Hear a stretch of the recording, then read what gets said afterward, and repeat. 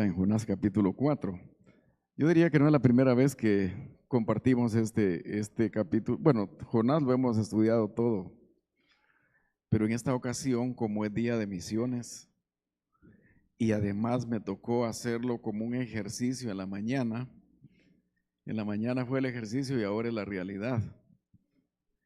Me tocó en la clase, nosotros cuando damos una clase en el programa de entrenamiento siempre nos toca ejemplificar, o sea, dar una predicación o 12 predicaciones para saber si hemos estado siguiendo los procesos de lo que estamos hablando. Y es responsabilidad también de los oyentes empezarnos a ver si estamos aplicando lo que estamos diciendo. Entonces, viendo esa importancia de hablar de salvación para los pecadores o del plan de Dios para salvar a los pecadores, ¿por qué no compartirlo de manera general hoy? Y es que hoy es día de misiones aquí en la iglesia. La otra semana será día de misiones en otros lugares. Si oyen ustedes, no se aflijan. Muchas gracias, hermana. Si oyen en otro, pues es que hoy, el día es la próxima semana, pero hoy es el día aquí. Hoy deberían estar todos los hermanos del comité de misiones aquí.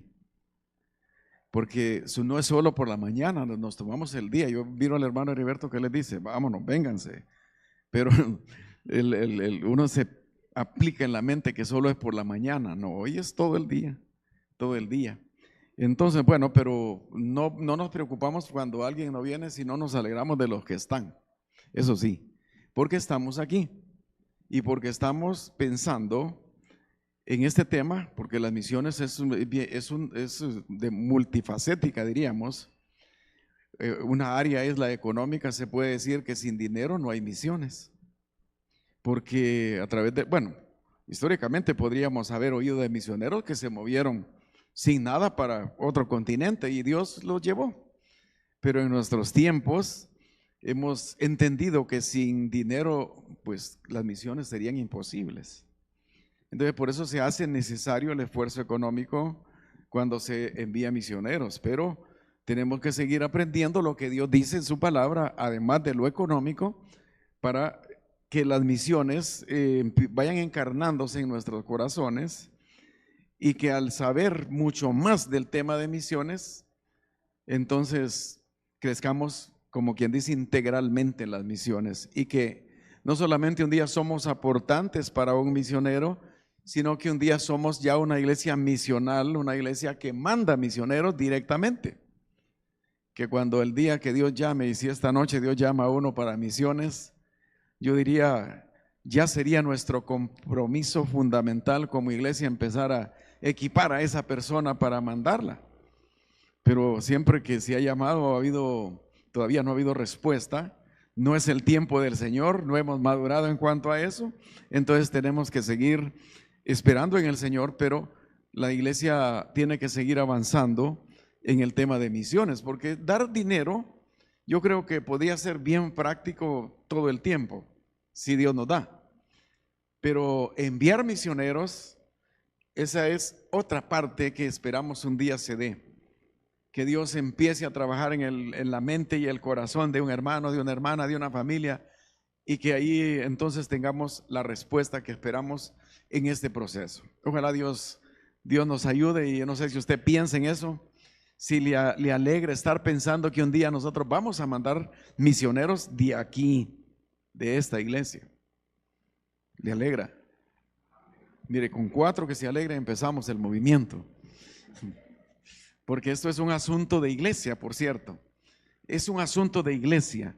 Pero claro, los grandes movimientos no siempre empiezan con miles, empiezan con pocas personas haciendo un esfuerzo. Pues bueno, esto es para hablar un poquito del día, porque el día es importante, el día de misiones tenemos que darle la importancia especial, incluso con conferencias propias de misiones para que la iglesia se instruya. Entonces, seguiremos. Y esto es parte de lo que dice la Biblia y sí tiene que ver mucho con un desafío para nosotros como iglesia, como personas, al tema de las misericordias, de las misiones, que estoy pensando en la misericordia, porque también los cantos no se enfocaron ahí. Y leímos el capítulo 4 de Jonás. Jonás es un libro que se puede dividir en dos partes. Las dos partes en que se divide es primer llamamiento, capítulos 1 y 2. Dios llama a Jonás y le dice: ve y proclama a Nínive, y se da todo el evento de la rebeldía, de la desobediencia de Jonás. Finalmente los marineros en aquella tempestad encuentran al culpable, lo tiran al mar, pero el pez que estaba allí no era el pez que castigó a Jonás, sino era el pez que salvó a Jonás. Dios tenía preparado un pez que tragara a Jonás a fin de que no se ahogara. La lección de escuela dominical que nosotros recibimos era un poco confusa en cuanto a eso, porque hasta la cancioncita nos dice que Jonás que Dios lo castigó y ¡pum!, un pez se lo tragó. Pero el ¡pum!, que el pez se lo tragó, más bien era para salvarlo.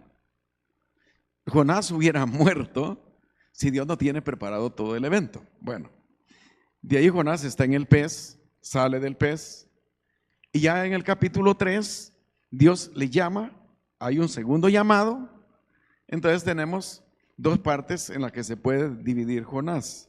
En esta ocasión Jonás obedece, va y predica, y todo lo que se puede decir alrededor del capítulo 3 es: al final este hombre obedeció, estuvo bien, pero cuando llegamos al versículo 1 del capítulo 4, no es el resultado que uno hubiera esperado, no es la reacción que hubiera esperado uno, de que este hombre pregonó, predicó, proclamó, dio el mensaje, pero resulta que se enojó.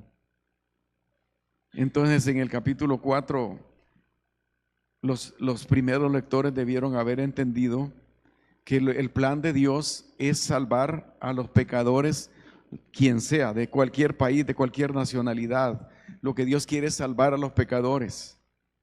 Y nosotros, bueno, ellos, el pueblo de Israel, debería romper su marco de referencia de pensar que solo los judíos podrían ser salvos o eran salvos, sino que Dios tenía misericordia de los pecadores en todo el mundo. Y es ahí que nosotros le ponemos un título a este capítulo 4: cambiemos el enojo por misericordia a los pecadores, porque eso ya es para nosotros. ¿Qué espera Dios de nosotros? Que tengamos misericordia de los pecadores como Dios tiene misericordia de los pecadores. Y la primera parte, pues allí está, del 1 al 4, dejando lugar a la bondad de Dios. Hay que dar lugar a la bondad de Dios. Dice el versículo 1: pero Jonás se apesadumbró en extremo y se enojó. El texto no nos siguió hablando de la gran fiesta que había allá en Nínive, porque se arrepintieron y al final Dios no destruyó su ciudad. El texto nos guía a Jonás, hacia el mensajero, porque se ha estado tratando de Jonás en este libro. Realmente es Dios tratando de hacerle entender a un hombre que debe tener un corazón transformado, un corazón como el de él. Jonás debería tener un corazón como el de Dios, pero Jonás reflejaba la misma conducta del pueblo de Israel, y por eso Jonás es utilizado ahí.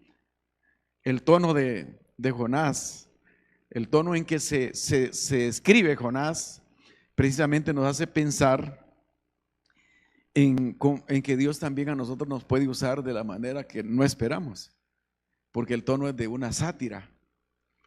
Es como que ponen al mensajero, el gran hombre de Dios, predicando, pero en un escenario, o en los diferentes escenarios que se da, luego vemos a Jonás bravo. Y entonces, ¿para qué les predicó? ¿Para qué les proclamó? Alguien podría decir: bueno, pues este es un gran artista, este hombre. Este hombre es un artista. Dios lo pone allí y lo exhibe. Dios exhibe a Jonás. A alguien le daría risa ver a este hombre cómo actúa. Pues nos guía a eso, para conocer mejor a este hombre a quien Dios escogió para dar una proclama. Nuestra perspectiva cambia al ver el arrepentimiento de Nínive. Los primeros 2 capítulos dicen: qué hombre más bárbaro, qué necio, qué bárbaro. Capítulo 3: pero él predicó y la gente se convirtió, y nosotros decimos, bueno, a pesar de cómo era Jonás, a pesar de que Jonás había desobedecido y lo tuvo que meter dentro de un pez, alguien pudiera también hablar a favor de Jonás y decir, a lo menos cumplió al llevar el mensaje que se le ordenó. Y no faltará quien diga también, debemos dar gloria a Dios por ese acto. Pero la pregunta es, ¿por qué el libro termina con un predicador enojado? Y todavía nos preguntamos, ¿quién de nosotros se enojaría si más de 100,000 personas se convierten a Cristo por medio de una predicación? ¿Saldríamos bravos nosotros si 100,000 personas se convierten, es decir, casi toda la ciudad de Santa Rosa de Copán? ¿Estaríamos contentos o enojados? Mire, claro, todos estaríamos, esa vez sí tiraríamos cohetes y cohetes y cohetes de alegres nosotros. Porque toda una ciudad, Santa Rosa de Copán, con 100,000, más o menos 100,000 habitantes, se convirtió a Cristo. La salvación de los pecadores era muy importante. En medio de todo, Dios nos muestra misericordia para Nínive, para el pueblo pecador, pero también nos está mostrando misericordia para el predicador. Porque Dios está buscando cambiar el corazón de Jonás. Este hombre no tiene compasión, no tiene piedad, no tiene bondad como Dios la tiene. Más bien lo que se esperaba que él se alegraba, pero él está apesadumbrado. Una fuerte carga emocional, malestar. Se sintió muy mal porque Dios no actuó de inmediato destruyendo a los ninivitas. Se enojó en extremo. Yo no sé qué es enojarse en extremo, todavía no me he probado a llegar hasta ahí. Pero enojarse en extremo es como cuando uno ya decidiera que la gente se muera, que Dios mande un rayo y que la mate, porque ya no aguanta uno a esa persona. Enojo extremo. El corazón no transformado de Jonás rechaza la bondad, rechaza la misericordia y se enoja con Dios. Y dice el versículo 2 que oró al Señor y dijo: ahora, oh Jehová, ¿no es esto lo que yo decía estando aún en mi tierra? Por eso me apresuré a huir a Tarsis, porque sabía que tú eres un Dios clemente y piadoso, tardo en enojarte y de grande misericordia, y que te arrepientes del mal. Cuando uno busca el versículo más importante de Jonás, ahí lo tiene. Si de todos los versículos usted quisiera tener el más importante, puede ser ese, porque ahí expresa Jonás quién es Dios. Pero nos podríamos hacer algunas preguntas con respecto a este versículo. ¿Puede orar una persona a Dios cuando está enojada? ¿Puede orar una persona a Dios si está enojada? Sí. ¿Y de dónde sacan eso? De aquí, de lo que dice aquí. Porque Jonás está enojado y oró. ¿Cuántas veces usted ha orado en estado de colérico? Una señora que el esposo no botó la basura, por ejemplo. Han orado y están enojadísimas, y uno también orando enojadísimo. Pues ahí está la respuesta en el pasaje. Sí se puede orar, que se puede, pero eso no está diciendo que es bueno. Eso no está diciéndonos que es bueno. Peor si la oración es para reclamarle a Dios. Sin embargo, aquí también se muestra la piedad de Dios para Jonás. Dios estaba trabajando con Jonás. Dios quería transformar su corazón. Jonás conoce a Dios, y así lo dijo frente a los angustiados marineros. Él sabía del poder de Dios, del gobierno de Dios sobre la creación. Además, conocía de los hechos salvíficos de Dios a favor de su pueblo. Había leído la historia de Moisés, del Éxodo. Sabía de cómo Dios guardó, protegió, llevó por el desierto al pueblo por más de 40 años. Sabía cómo Dios lo sostuvo a pesar de los ataques de enemigos. Con razón, él no quería ir a Nínive porque para él los que no son judíos no deberían ser salvos.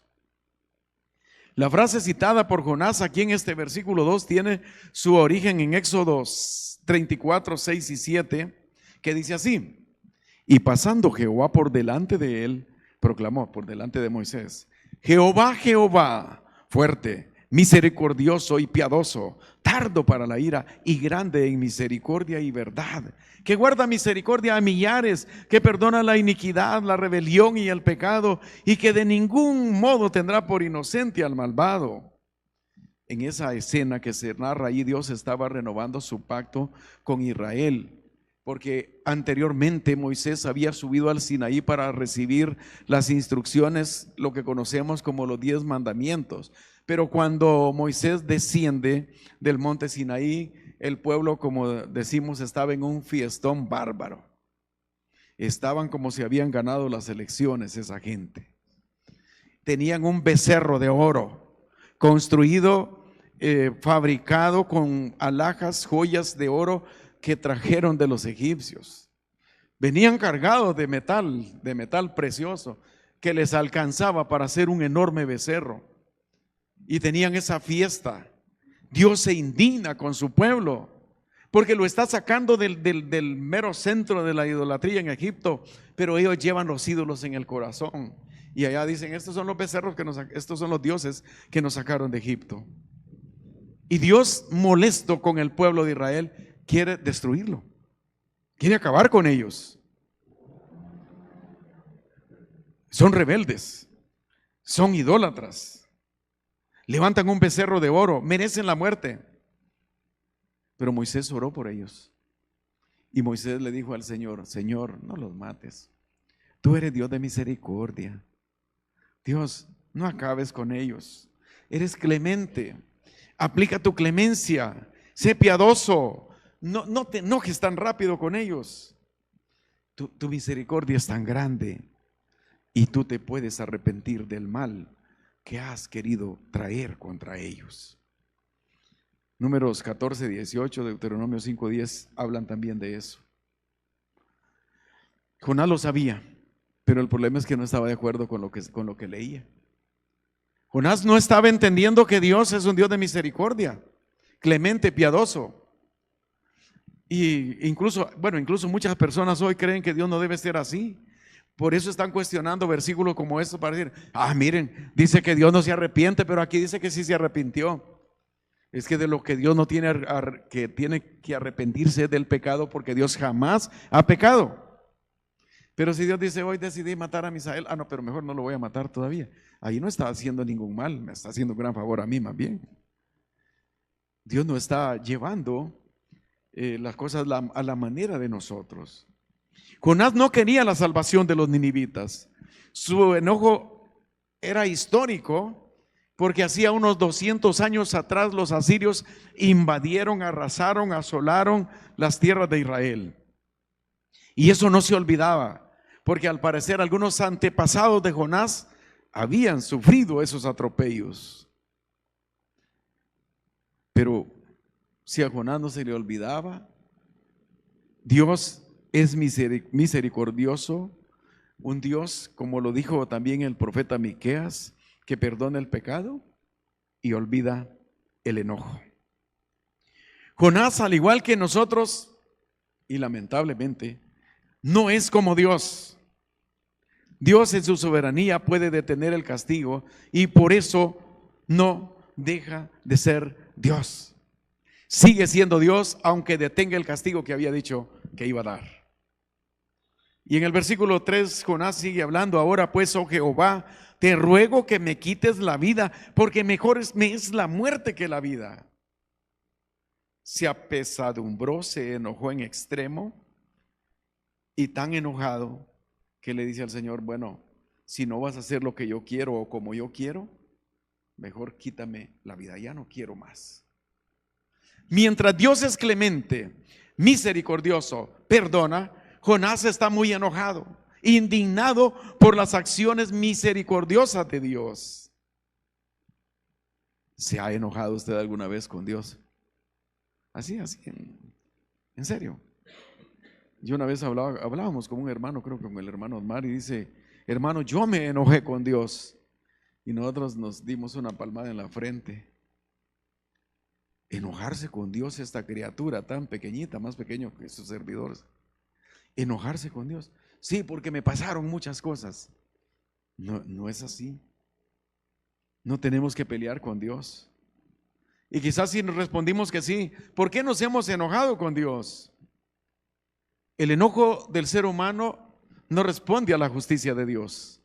El enojo del ser humano es egoísta y casi siempre refleja nuestra falta de transformación. Porque aunque decimos ser temerosos de Dios, que leemos la Biblia, muchas veces reflejamos falta de transformación. Dios es Dios, Él puede hacer lo que le parezca. Jonás decía: no, no estoy de acuerdo. Me molesta lo que Dios está haciendo. Tanto me molesta que ya que Él es Dios, que me quite la vida. Es mejor la muerte que la vida, dijo Jonás. Si yo le pregunto a usted, ¿qué es mejor para usted, la muerte o la vida? La muerte. ¿La muerte? ¿Cuántos votan por la muerte? Bueno, la muerte es mejor en el sentido que vamos a estar en el Señor. Pero si le dijera que dentro de 2 horas, tal vez no me respondería igual. Porque diría: no, todavía no he arreglado algunas cositas. Entonces, realmente para un creyente, la muerte sería buenísima, es buenísima. Porque nos lleva directo a la presencia de Dios. Pero el problema es que los creyentes todavía no nos queremos morir y Dios lo sabe. Dios lo sabe.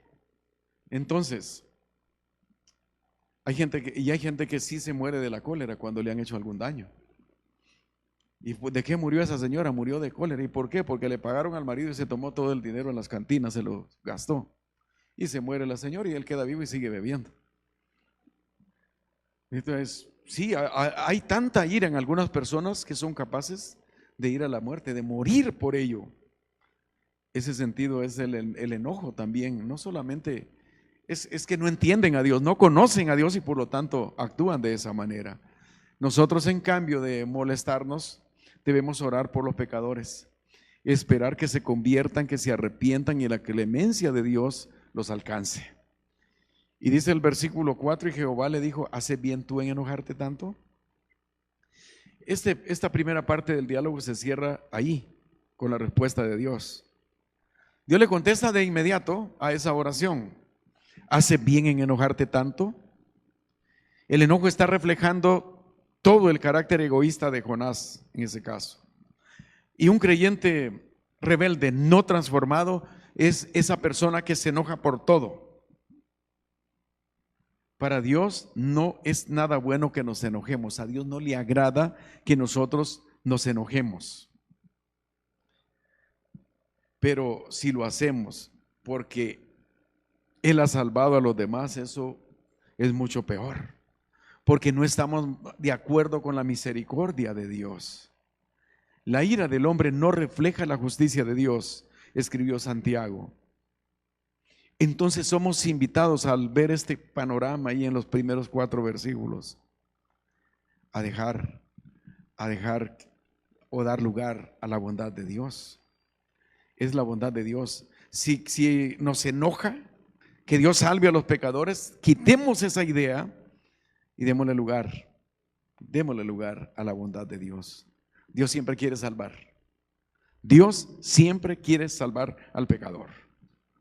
Pero además, en la siguiente parte, los versículos 5 al 11, vamos a cambiar el enojo por misericordia a los pecadores, teniendo piedad hacia la humanidad en pecado. Debemos tener piedad hacia la humanidad en pecado. Versículo 5. Y salió Jonás de la ciudad y acampó hacia el oriente de la ciudad, y se hizo ahí una enramada y se sentó debajo de ella a la sombra, hasta ver qué acontecería en la ciudad. Muy bien, presentó el mensaje. Todos escucharon a Jonás predicando que si no se volvían a Dios, si no se arrepentían en 3 días, la ciudad sería destruida. Pero Dios no destruyó de inmediato a los ninivitas. Jonás termina de predicar y quería que de inmediato Dios actuara. Y Jonás oró mostrando su desacuerdo en lo que Dios estaba haciendo. Jonás se va a la orilla de la ciudad, al oriente de la ciudad, así como quien dice, ubicándonos nosotros allá en los plancitos. Cortó ramas, se protegió del sereno de la noche, hizo su champita, su tiendita. Aquí me voy a estar y voy a esperar que Dios actúe en la noche, hasta me voy a divertir viendo cómo fuego del cielo cae, cómo los relámpagos y los truenos destruyen, cómo azufre cae en las casas de esos pícaros. Pero nada pasaba. Y no se dice si Jonás escuchó acerca del arrepentimiento del pueblo y del rey y hasta de los animales, que ellos se habían arrepentido. No se dice nada. Solo se dice que Jonás les predicó y que ahora se ubica allá. Porque para Jonás, aunque él dio el mensaje, estos paganos debían morir. No esperaba ver menos que eso, que Dios los matara. No tenía piedad. A él no le importaban los pecadores, a él le importaba Jonás. Dice el versículo 6: y preparó Dios una calabacera, la cual creció sobre Jonás, para que hiciese sombra sobre su cabeza y le librase de su malestar. Y Jonás se alegró grandemente por la calabacera. Nada estaba sucediendo por casualidad. Desde el inicio de Jonás vemos que nada ocurre. Todo está siendo guiado por Dios. Detrás del escenario ahí está el dueño del teatro, el Señor. Dios seguía trabajando con Jonás y ahora le prepara una calabacera, la cual creció de inmediato y subió y se aferró a las ramas y le dio una sombra agradable a Jonás. El sol no iba a sofocarlo, no estaría inquieto por tanto calor, y a él le alegró mucho cómo Dios lo cuidaba. Es que le cumplí, fui a predicar y ahora Dios me está cuidando. Dios atiende mis necesidades. En la frescura de aquella tiendita, él vería como rayos, trueno, granizo, fuego del cielo caían sobre Nínive. Llegó la noche y dijo, bueno, voy a esperar con tranquilidad. Pero el versículo 7 nos cambia el panorama. Al venir el alba del siguiente día, Dios preparó un gusano, el cual hirió la calabacera y se secó. En vez de ver la desgracia de Nínive, Jonás vio que su sombra había sido devorada por un gusano. Seguimos pensando que Dios es el que está ahí. Dios preparó. Dios está trabajando ahí. Dios lo preparó. No se trata de cualquier plaga común, sino que Dios permitió que ese gusano específicamente subiera y se comiera las hojas. Dios quiere llevar a Jonás a una conclusión. Dios quiere llevar a la reflexión a Jonás. Por eso Dios prepara una calabacera, pero también Dios permite que se muera la calabacera. Dice el versículo 8: y aconteció que al salir el sol, preparó Dios un recio viento solano, y el sol hirió a Jonás en la cabeza, y se desmayaba y deseaba la muerte, diciendo, mejor sería para mí la muerte que la vida. ¿Cuántas veces va diciendo Jonás que quiere morirse? ¿Qué está pasando? La casita, la tiendita, su confort fue destruido en un instante. La sombra se perdió y el sol empezó a golpear la cabeza de Jonás, tanto que Jonás perdía el ánimo, se desmayaba, y en su crisis volvió a pelear con Dios. Mejor sería para mí la muerte que la vida.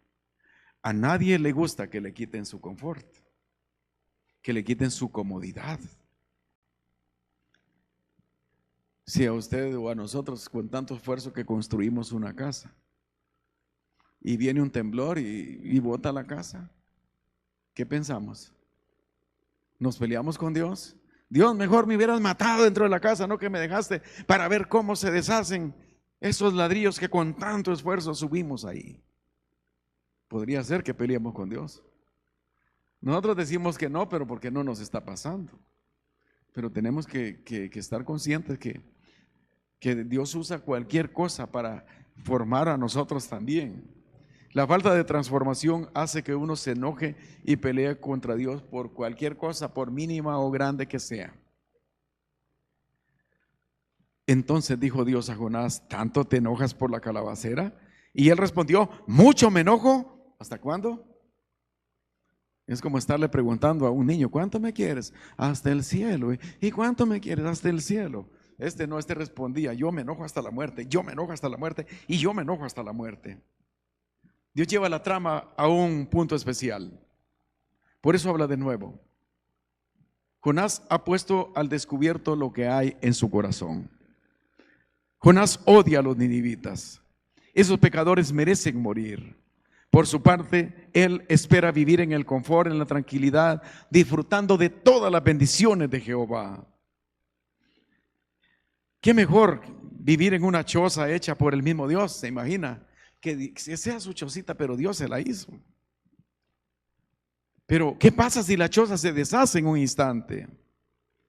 Se vuelve a enojar y Dios le dice: señor Jonás, ¿tanto te enojas por la calabacera?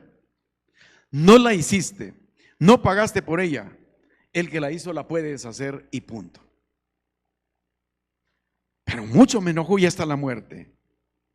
Si peleamos por algo que no nos cuesta, seguro vamos a pelear más por aquello que nos costó levantar. El egoísmo hace que uno discuta con el Señor. Aceptar la bondad de Dios, la misericordia de Dios para otros cuesta. La falta de amor al prójimo nos lleva a decir expresiones que nos avergonzarán. ¿Por qué Dios no mata a fulano? ¿Por qué Dios no acaba con esa peste, con esa plaga de personas?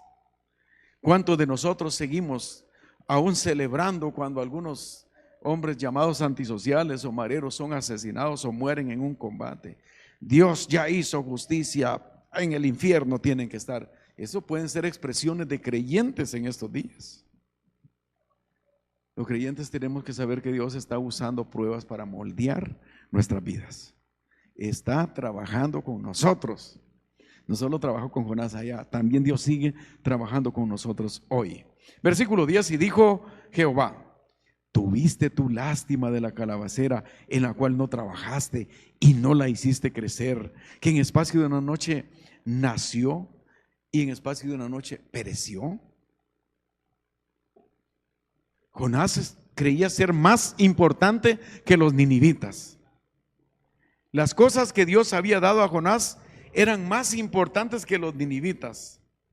Sin haber trabajado, sin haber comprado, sin haber contribuido al crecimiento de las cosas, Jonás llegó a amar tanto que se enojó porque Dios se las quitó. Así que habría que estar en el pellejo de él.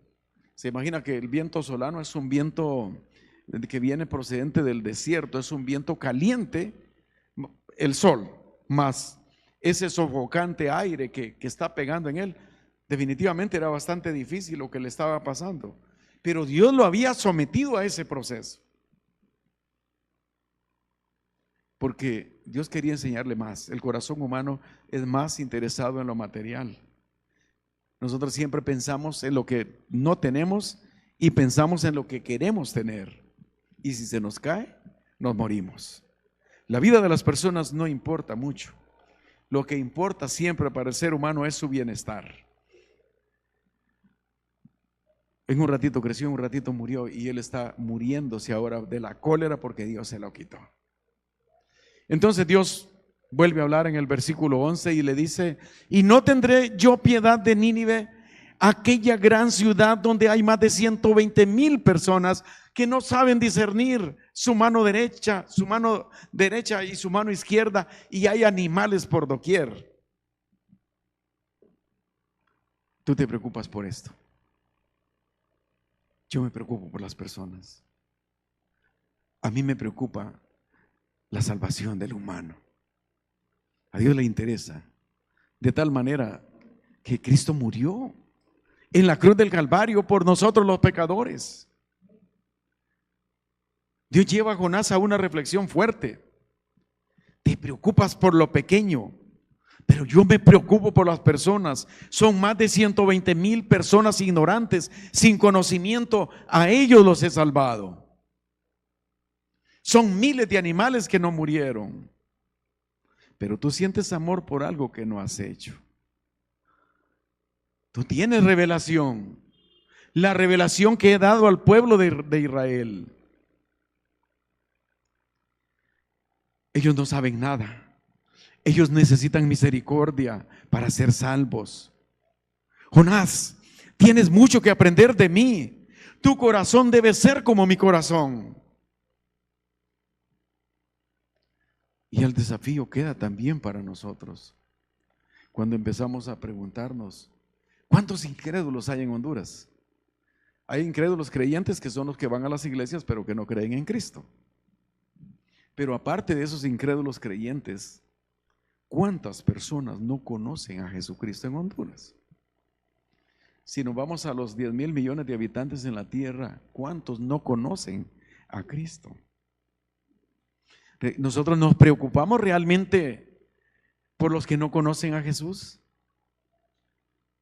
¿O hemos construido nuestro plantel, nuestro edificio, nuestro lugar de confort? Y decimos porque yo no tengo nada más que hacer, congregarme, ir a la iglesia, diezmar, bueno, si es que diezma, porque realmente eso se está perdiendo. Pero, ¿qué estoy haciendo? La piedad está desapareciendo en nosotros también. En estos tiempos en los que para la gente vale más un animal que la vida de una persona. Hoy leía una noticia de un hombre que murió por proteger un perro que estaba golpeando a su dueño. El dueño estaba golpeando al perro y el vecino dice, no es justo, y se mete a pelear con el hombre, y el perro quedó vivo y el hombre muerto.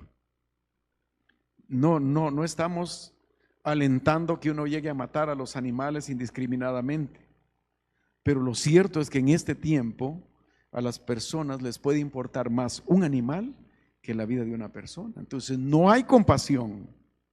No estamos pensando en la salvación, sino en sobresalir nosotros y sobrevivir nosotros a como podamos. Si deseamos obedecer el mandato de Dios, es hora de comenzar a suavizar nuestros corazones, preocuparnos por esa cantidad de personas que no conocen a Cristo. Podríamos decir que un 60% de hondureños no conocen a Jesucristo, y nuestro corazón debe ser transformado como el de Dios para tener misericordia de estos pecadores. Y eso es lo que nos está llamando la atención en este capítulo 4 de Jonás. Cambiemos la misericordia de Dios por los pecadores. El enojo no va a ayudar a mucho. Nosotros no vamos a estar enojándonos porque Dios salva a los pecadores. No importa si esta no fuera la iglesia donde todos los pecadores vienen, pero nuestro enojo no tiene lugar, porque vamos a cambiar ese enojo por misericordia. Que Dios traiga a las personas a la salvación. Si evangelizamos en la calle, si repartimos tratados, si ellos no vienen aquí, lo importante es que nosotros ya empezamos a hacer la labor.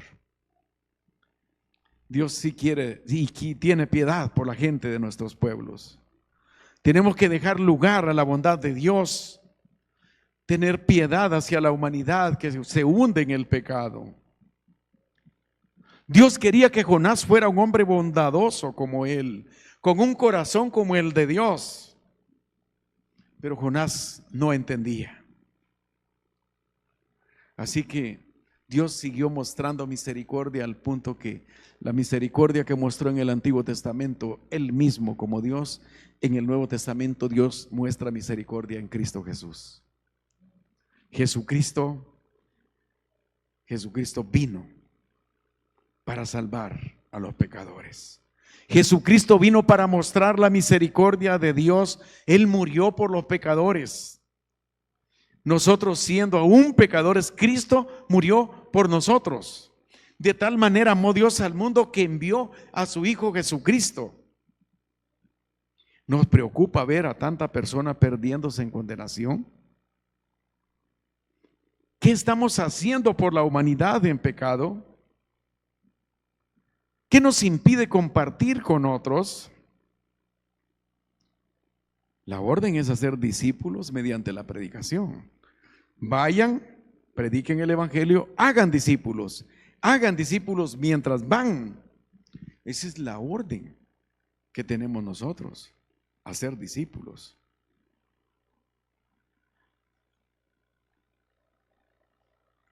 ¿Le ha llamado Dios a servir a usted? ¿Está contento, está agradecido con Dios porque Dios le ha llamado a servir? Y cuando decimos servir, lo tenemos que seguir aclarando. No es solo que nos paremos a predicar aquí. Es predicar el evangelio en todo lugar, en el trabajo, en el camino, donde pudiéramos estar. Si Dios nos ha llamado, entonces debemos acudir, debemos responder. Hoy mismo podemos comprometernos a ir y predicar el evangelio, repartir tratados, regalar Biblias, hablar con nuestros familiares, orar por los pecadores, sirviendo en amor a los necesitados. Muchas personas pueden conocer a Jesús, pero también tenemos que dejar la comodidad. Hacer discípulos es difícil porque nosotros estamos muy cómodos con nosotros mismos. Hacer discípulos es tomar el material de Nueva Vida en Cristo y vámonos con un nuevo creyente, compartámoslo. No, pues es que no tengo tiempo, es que no puedo, es que a mí nadie me ha enseñado. Y los manuales ya vienen hasta hechos para que uno los haga sin que nadie le enseñe. Debemos apreciar a los pecadores, no discriminarlos. El mundo tiene que oír de Cristo. Uno de los conflictos que tenemos con algunas personas es que quisieran no ver, dicen, a los pecadores en las iglesias. No quieren que entren pecadores a las iglesias algunas personas. ¿Y cómo vamos a hacer? Los pecadores tienen que ir con nosotros para oír el evangelio también aquí, para reconciliarse con el Señor, para seguir adelante en su vida. Tienen que dársele la oportunidad, porque también necesitamos ser piadosos, misericordiosos, así como Dios lo es con nosotros, porque nosotros también, si creemos que no pecamos, sí pecamos, hasta por creer que no pecamos. Entonces, tendremos que pensar y dejar la conformidad que tenemos. No discriminar, sino hablar de Cristo. Las misiones mundiales persiguen llevar el evangelio a todos los pueblos, a cada tribu, a toda nación. Dios desde el Antiguo Testamento nos enseña que Él está preocupado por la salvación de un pueblo, pero ese pueblo Dios lo escoge para que sea el mensajero al mundo. No cumple la labor, Dios disciplina a ese pueblo. Ahora Cristo Jesús funda la iglesia, y la iglesia es la responsable de las misiones hoy. No es Israel. Israel es objeto de la misión más bien. Hay que ir allá y predicar el evangelio si nos permiten. Pero las misiones mundiales son ese trabajo. Y decíamos que debe ser simultáneo aquí mientras estamos allá. Así como lo dice Hechos 1:8. Hay que ir a Judea, Samaria, en Jerusalén, Judea, Samaria y hasta lo último de la tierra. El evangelio, como decíamos también, no solo es de dinero. El evangelio es de llamamiento, o las misiones es un asunto de llamamiento. Quizá alguien aquí presente o nos oye fue llamado por Dios para servir, pero ha renunciado, ha rechazado el llamado de Dios y lo ha puesto por ahí, como dicen en stand-by, detenido ahí, parado ahí. Es que yo tengo que hacer muchas cosas antes de irme. Pero Dios, cuando nos llama, no espera que nosotros estemos arreglando todo. Cuando uno se va, por ejemplo, a servir al Señor, en mi caso, uno renuncia a su trabajo, el que tiene, para irse a un mejor trabajo, el que el Señor le puso en el camino. Renunciar, apartarse, dejar. Pero si nosotros somos llamados al Señor y compramos el pasaje para la universidad o para otro lado, entonces tenemos que ir pensando, sí, puedo hacer esto sin dejar de hacer esto, porque Dios me llama y yo me prepararé para servirlo. Y hoy que hay tantas oportunidades para profesionales y personas capacitadas de ir a otros países, entonces los capacitados también pueden llegar a otra nación. Los comités de misiones también deben seguir transformándose, aprendiendo de misiones, enseñando a otros, conocer la realidad del mundo y de nuestro país. Las iniciativas que se tienen, lo que se ha hecho es bueno, pero todavía, como dijo un predicador que estábamos oyendo hace algunos días, lo bueno está bien, pero hay que mejorarlo. No nos quedemos con que está bueno, hay que seguir y hay que crecer en todo. Y de manera simultánea nosotros seguir predicando el evangelio. Si el Señor llama a alguien de nuestra congregación para ir al campo de la misión, debemos convertirnos en esa iglesia misional, obediente al Señor, para apoyar a nuestros propios misioneros. Pero ahí está el reto, ahí está el desafío. ¿A quién está llamando Dios? ¿A quién ha llamado Dios a las misiones? ¿Estaría esta iglesia dispuesta a enviar? ¿Creen ustedes que esta iglesia podría enviar misioneros? Amén, pero tenemos que tener la convicción de que sí se puede. Sí se puede. Entonces tenemos que seguir haciendo el llamado. Tal vez no está aquí la persona, tal vez vendrá, pero podemos ser una iglesia ya más comprometida con ese campo. Porque como vimos aquí en Jonás 4, Dios está predicando aquí, pero Dios quiere a todo el mundo. La misericordia, la bondad y la clemencia de Dios está para con todo el mundo. Cuando a uno le preguntan, ¿y Cristo por qué no ha venido? ¿Y Cristo por qué no viene? ¿Qué le pasa a Jesucristo que dijo que iba a venir y no viene? ¿Y por qué Pablo dijo que iba a venir y no vino? ¿Y por qué Pedro dijo que iba a venir y no vino? Pedro dice que él no retarda su promesa, la cual algunos tienen por tardanza, sino que es clemente, es fiel, misericordioso, esperando que muchos vengan al arrepentimiento. Entonces, si Dios espera eso, hay que seguir. Hay que seguir. Todavía no viene porque quiere que muchos sean salvos. Que la próxima vez que haya cena del Señor, que una persona no sabía ni qué era eso, y llega a la congregación y dice, hay cena del Señor, empiece a preguntarse, ¿y eso por qué es? Y le empezamos a hablar de Cristo, la razón de tener la cena del Señor. Muchos no han tomado la cena del Señor porque no conocen a Cristo.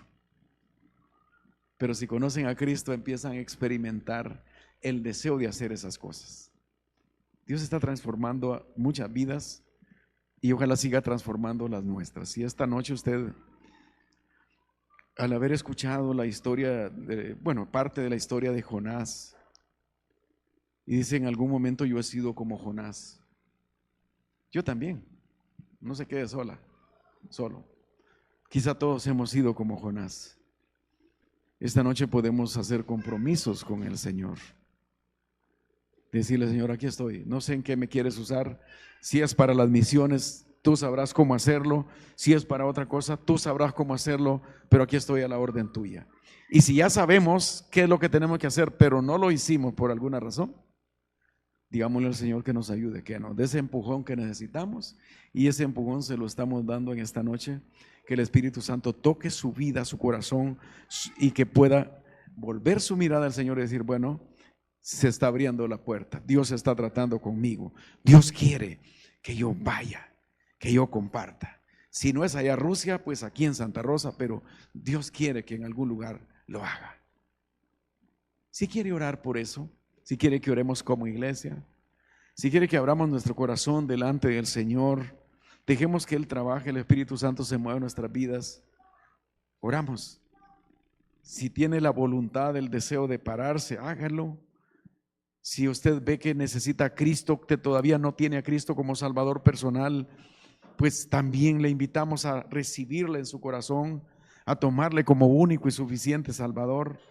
Claro que sí, es el momento en el que puede venir a los pies del Señor arrepentido de su pecado y diciéndole, Señor, yo he pecado, pero tú eres Salvador, tú perdonas, tú has enviado a Jesucristo a morir por mí en la cruz del Calvario y yo le recibo esta noche como mi Salvador. Y quiero disfrutar de esa salvación que los hermanos también ya disfrutan y ser hermano con ellos, disfrutar de la comunión en Cristo. Padre, estamos delante de tu presencia aquí con los hermanos. Seguramente que algo nos has dicho esta noche. Algo pudo haber tocado nuestro corazón, movido nuestro corazón. Y ese reto, ese desafío que hay en mi vida, en nuestras vidas y en mi vida, debe seguirse escuchando y obedeciendo. Tú nos has dado tiempo para seguir meditando, pensando qué es lo que vamos a hacer o qué quieres que hagamos. Pero hemos visto que tu preocupación fundamental no es que cuánto tenemos, sino cuánto hombre y mujer hay en el mundo sin Cristo y que una iglesia se puede movilizar. Ahora mismo, Señor, podemos hacer un compromiso de unirnos en una actividad que ya tenemos planeada. Pero mientras ese día llega, nosotros estamos comprometiéndonos más y más contigo para que la iglesia brille con la luz de Cristo, para que la iglesia proclame la luz de Cristo, para que la esperanza que el mundo ha perdido, muchos la puedan encontrar en Cristo Jesús. Perdona, Señor, todas aquellas acciones, actitudes, aquellas luchas internas que nosotros tenemos, y ayúdanos a poder ver claramente que tu interés es la salvación del pecador, que nuestros corazones tienen que ser transformados por el poder de tu Espíritu Santo y tu palabra. Y nos sometemos, Señor, a ti, nos sometemos ante ti y esperamos solamente en ti para que muevas, Señor, lleves adelante tu obra, la vida de cada hermano, de cada hermana. También oramos para la vida familiar, matrimonial, la salud, los hermanos y hermanas que tienen crisis en su salud, en sus vidas personales. Oramos para que tú te manifiestes también en poder y en misericordia para con ellos. Bendíganos, Padre, siga manifestando su gracia y su poder en nuestras vidas, en la vida de esta iglesia, en el nombre de Cristo Jesús. Amén. Dios les bendiga, hermanos.